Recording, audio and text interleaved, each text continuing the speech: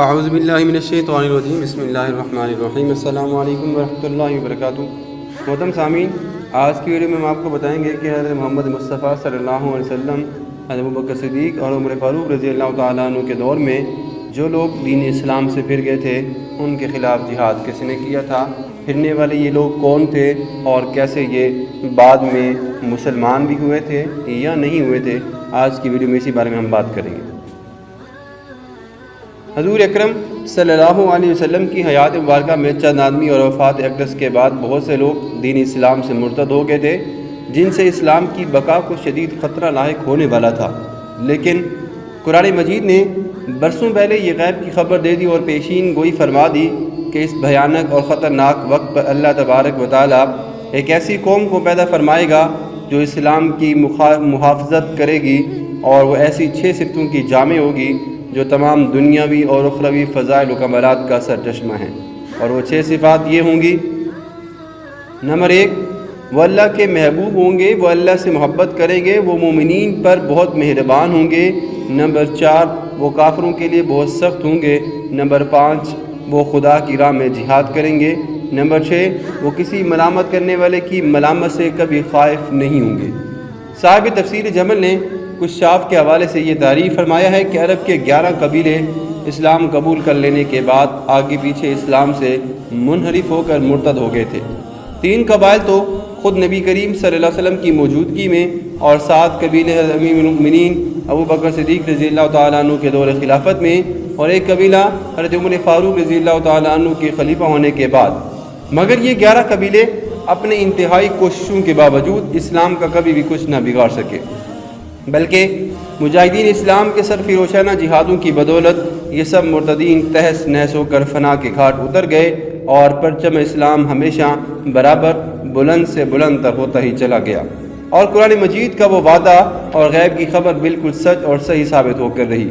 محترم سامعین، زمانہ رسالت کے جو 3 مرتد قبائل تھے، نمبر 1، قبیلہ بنی مزرج جس کا رئیس اسود انسی تھا، جو ذوالحمار کے لقب سے مشہور تھا۔ حضور اکرم صلی اللہ علیہ وسلم نے حضرت معاذ بن جبل اور یمن کے سرداروں کو فرمان بھیجا کہ مرتدین سے جہاد کریں، چنانچہ فیروز دلمی کے ہاتھ سے اسود انسی جو ہے وہ قتل ہو گیا اور اس کی جماعت بکھر گئی۔ حضور اکرم صلی اللہ علیہ وسلم کو بستر عدالت پر یہ خوشخبری سنائی گئی کہ اسود انسی کا قتل ہو گیا۔ اس کے دوسرے دن حضور اکرم صلی اللہ علیہ وسلم کا وصال ہو گیا۔ نمبر 2، دوسرا قبیلہ بنو حنیفہ یا حنیف، جس کا سردار جو ہے وہ مسلمۃ الکذاب تھا، جس سے ابوبکر صدیق رضی اللہ تعالیٰ عنہ نے جہاد فرمایا تھا، اور لڑائی کے بعد حضرت وحشی رضی اللہ تعالیٰ عنہ کے ہاتھ سے مسلمۃ الکذاب جو ہے وہ مر گیا، اور اس کا کچھ گروہ بھی قتل ہو گیا، لیکن کچھ لوگ اس میں سے ایسے بھی تھے جو کہ دوبارہ دامن اسلام میں واپس آ گئے تھے۔ تیسرا قبیلہ بنو اسد، جس کا امیر طلحہ بن خویلد تھا۔ حضور اکرم صلی اللہ علیہ وسلم نے اس کے مقابلے کے لیے حضرت خالد بن ولید رضی اللہ تعالیٰ عنہ کو بھیجا، اور جنگ کے بعد طلحہ بن خویلد شکست کھا کر ملک شام بھاگ گیا، مگر پھر وہ دوبارہ اسلام قبول کر لینے کے بعد آخری دم تک مسلمان ہی رہا۔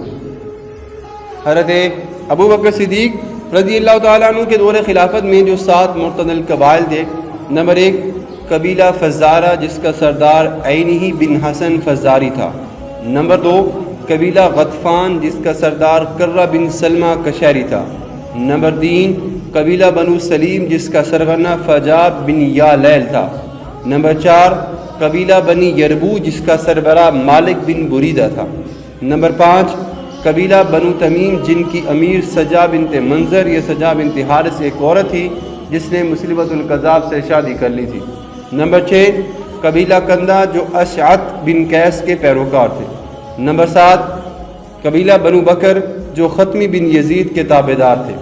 یہ 7 وہ قبیلے تھے کہ اس میں سے کچھ جو ہے وہ مقتول ہو گئے، اور کچھ توبہ کر کے پھر دامن اسلام میں واپس آ گئے تھے۔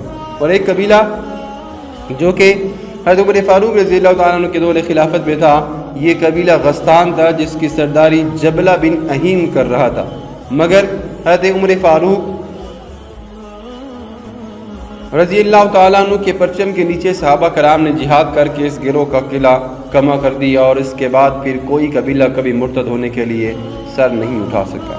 محترم سامعین، یہ وہ انسان تھے کہ ان سے اسلام کو کبھی کوئی نقصان نہیں پہنچ سکا، کیونکہ اللہ تبارک و تعالیٰ نے مرتدوں کے مقابلے کے لیے ہر دور میں ایک ایسی جماعت کو پیدا فرما دیا ہے کہ جو تمام مرتدین کی فتنہ پردازیوں کو ختم کر کے اسلام کا بول بالا کرتی رہے گی۔